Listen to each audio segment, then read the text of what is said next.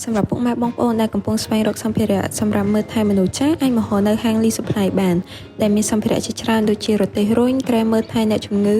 ឈើច្រត់និងឧបករណ៍បរិក្ខារជាច្រើនទៀតហាងគាត់មិនត្រឹមតែមានផលិតផលល្អៗទេព្រមទាំងមានការបញ្ចុះតម្លៃនិងមានការថែមជូនកាដូជាច្រើនដល់អតិថិជនដែលបានអញ្ជើញជាវសម្ភារៈប្រើប្រាស់ទាំងនោះហើយរាល់ការទិញគ្រឿងបរិក្ខារឬសម្ភារៈផ្សេងៗពី Lee Supply គឺមានការធានាជូនរហូតដល់1ឆ្នាំមានការដឹកជញ្ជូនរហូតដល់25ខែត្រង់ហើយគាត់ក៏មានគ្រប់គ្រងគ្រឿងបន្លាស់គ្រប់ប្រភេទផងដែរសម្រាប់ពុកម៉ែបងប្អូនដែលកំពុងស្វែងរកនិងចាប់អារម្មណ៍សម្ភារៈមើលថែមនុស្សចាស់ទាំងអស់នេះអាចមកមើលនៅហាងឬតាក់ទងលេខ081 30 80 90ឬ011 30 80 90អូមួយទៀតចង់បានបន្តតុក្កតា free អត់ហាងគាត់ក៏មានតាំងបង្ហាញផលិតផលនៅក្នុងពិព័រណ៍កុមារនិងគ្រួសារនៅកោះពេជ្រនៅថ្ងៃទី4ទី5ខែតុលានេះចែកតុក្កតាជូន free មកដល់ស្តង់ផ្ទាល់នៅស្តង់ A12 ទៅមុខបន្ទប់ទឹកចាំការទៀតបងមកចូលរួមតាមពិព័រណ៍ទាំងអស់គ្នាមក